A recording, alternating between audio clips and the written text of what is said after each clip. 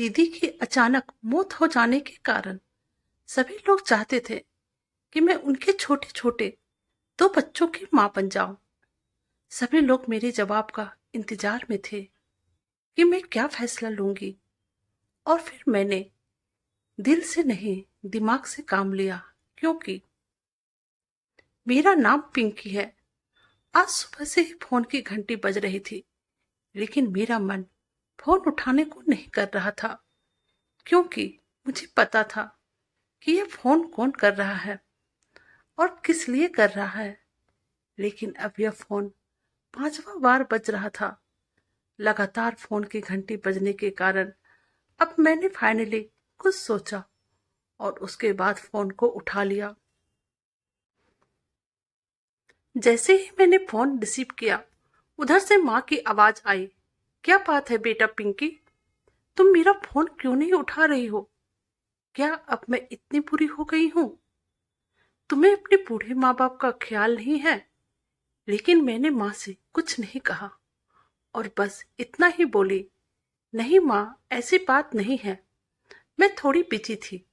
फिर मैंने माँ को कहा, हाँ माँ बोलो, क्या बात है? बोलना क्या है?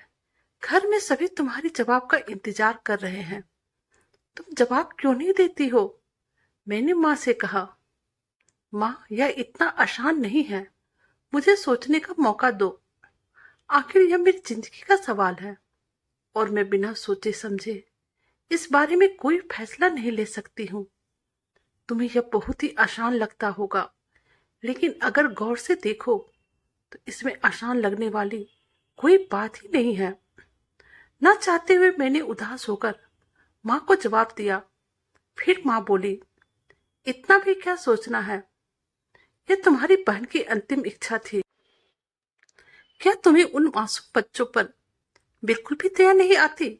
माँ पर क्या? जब तुम छोटी थी, ना कि माँ की तरह पाला था तुम्हारी बहन ने तुम्हें, लेकिन आज जब उसके बच्चों को माँ की जरूरत है तो तुम्हें सोचने का समय चाहिए। मुझे तुमसे यह बिल्कुल उम्मीद नहीं थी, लेकिन माँ, इस तरह कोई कैसे फैसला ले सकता है? ठीक है, अगर तुम्हें उन बच्चों की तकलीफ है मंजूर है तो फिर क्या कहे? माँ, इस तरह की बातें क्यों कर रही हो? माँ का गला भर आया। तुम्हें क्या पता कि मैं इस तरह से बातें क्यों कर रही हूँ? तुम मेरा दर्द नहीं समझोगी, लेकिन जब तुम माँ बनोगी ना, तब तुम्हें मेरी यही बात याद आएगी और तब औलाद का दर्द समझोगी।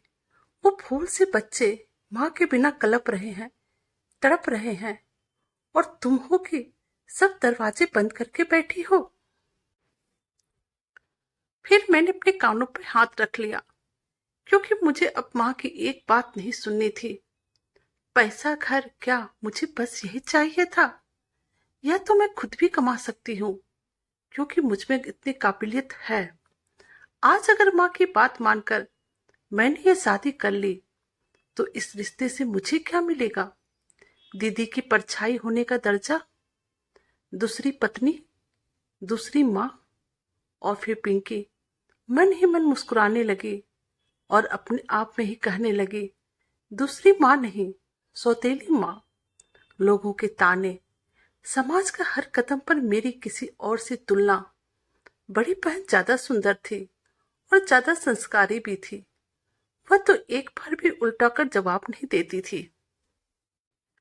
अपनों से पहले दूसरों के बारे में सोचती थी और न जाने क्या क्या। दूसरी तो ऐसी ही आएगी, ज्यादा पढ़ी लिखी होने का रौब जमाएगी, हर समय यह एहसास दिलाएगी कि उसने शादी करके बहुत ही बड़ा एहसान किया है। बच्चे पैदा करने की क्या जरूरत है? पहली पत्नी से तो 2 बच्चे हैं ही, जिंदगी गुजर जाएगी। एक अच्छी माँ बनने और सिद्ध करने में ना जाने मुझे किस किस की बातें सुननी पड़ेगी।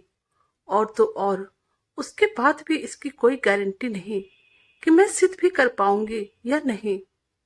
आकाश की निगाहें हर चीज में, हर रंग में, हर त्योहार में, हर स्वाद में दीदी को ढूंढेगी।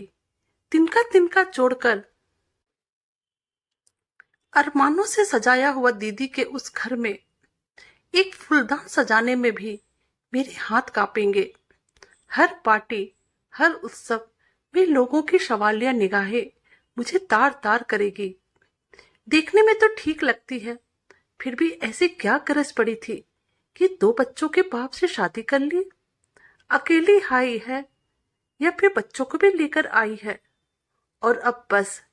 पिंकी ने घबराकर आंखें खोल दी और आसमान में तारों के बीच दीदी को ढूंढने लगी और कहने लगी, दीदी, तुम अपनी छोटी बहन को माफ कर देना।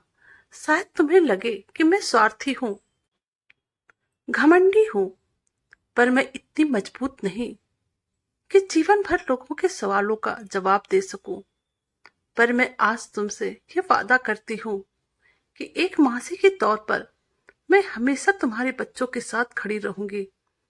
हफ्तों से घुमड़ते सवालों को मानो जवाब मिल गया था और अब मैं माँ को आसानी से जवाब दे सकती हूँ। कभी कभी ऐसा होता है कि जिंदगी हमें 2 राहें पर लाकर खड़ा कर देती है, लेकिन कभी भी दूसरों के बहकावे में या फिर इमोशनली होकर हमें कोई गलत फैसला नहीं लेना चाहिए, क्योंकि एक गलत फैसला एक साथ कई सारी जिंदगियों को बर्बाद करती है। तो दोस्तों, कैसे लगी आपको हमारी यह कहानी?